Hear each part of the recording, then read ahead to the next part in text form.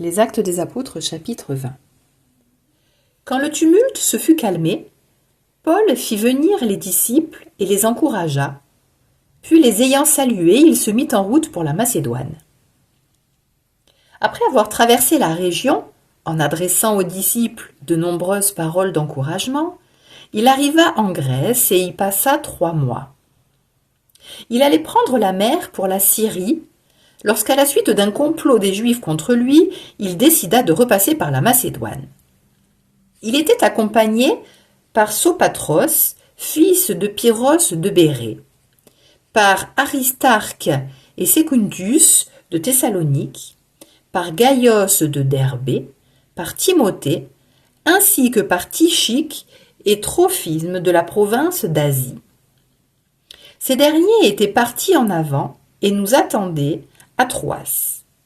Quant à nous, après la Pâque, nous avons embarqué à Philippe et au bout de 5 jours, nous les avons rejoints à Troas, où nous avons passé 7 jours. Le premier jour de la semaine, nous étions rassemblés pour rompre le pain, et Paul, qui devait partir le lendemain, s'entretenait avec ceux qui étaient là. Il continua de parler jusqu'au milieu de la nuit, car dans la salle du haut où nous étions rassemblés, il y avait suffisamment de lampes. Un jeune garçon, nommé Eutype, assis sur le rebord de la fenêtre, fut gagné par un profond sommeil, tandis que Paul prolongeait l'entretien. Pris par le sommeil, il tomba du 3e étage, et quand on le souleva, il était mort.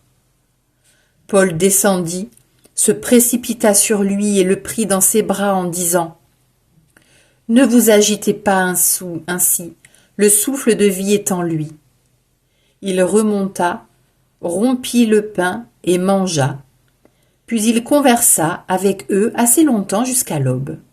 Ensuite il s'en alla. Quant au garçon, on l'emmena bien vivant, et ce fut un immense réconfort. Pour nous, ayant pris les devants par bateau, nous avons gagné le large pour Assos, où nous devions reprendre Paul. Celui-ci, en effet, devait y aller par la route. Ainsi en avait-il disposé. Lorsqu'il nous a rejoints à Assos, nous l'avons repris pour aller à Mytilène. Nous avons embarqué le lendemain, et de là nous sommes parvenus en face de Chios. Le jour suivant, nous avons fait la traversée jusqu'à Samos, et le jour d'après nous sommes allés jusqu'à Milée.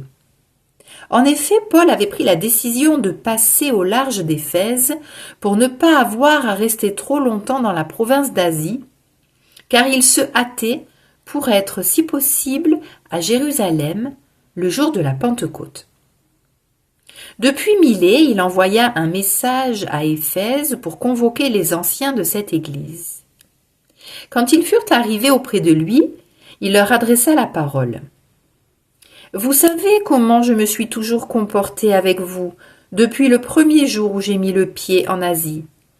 J'ai servi le Seigneur en toute humilité, dans les larmes et les épreuves que m'ont valu les complots des Juifs. Je n'ai rien négligé de ce qui était utile pour vous annoncer l'Évangile et vous donner un enseignement public ou de maison en maison. Je rendais témoignage devant les Juifs et Grecs pour qu'ils se convertissent à Dieu et croient en notre Seigneur Jésus.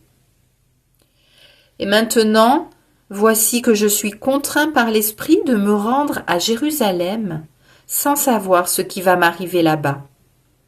Je sais seulement que l'Esprit Saint témoigne de ville en ville que les chaînes et les épreuves m'attendent.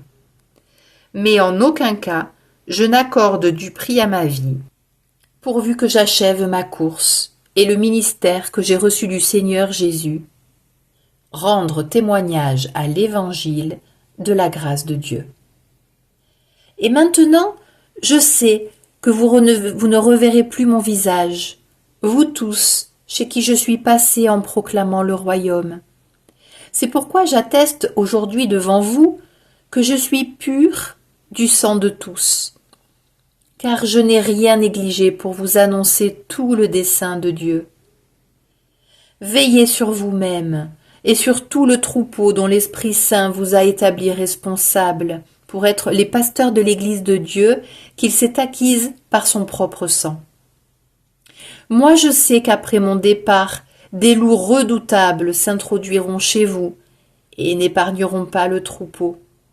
Même du milieu de vous surgiront des hommes qui tiendront des discours pervers pour entraîner les disciples à leur suite.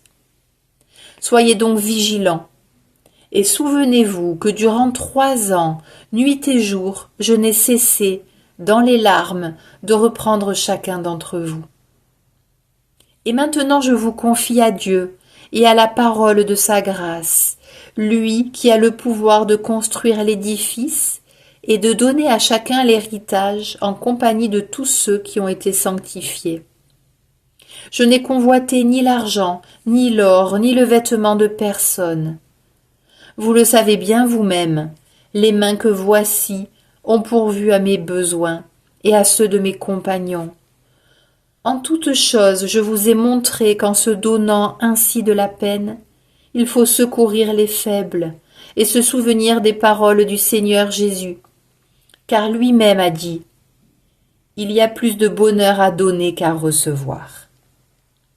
Quand Paul eut ainsi parlé, il s'agenouilla et pria avec eux tous. Tous se mirent à pleurer abondamment. Ils se jetaient au cou de Paul et l'embrassaient. Ce qui les affligeait le plus, c'est la parole qu'il avait dite. « Vous ne verrez plus mon visage ». Puis on l'accompagna jusqu'au bateau.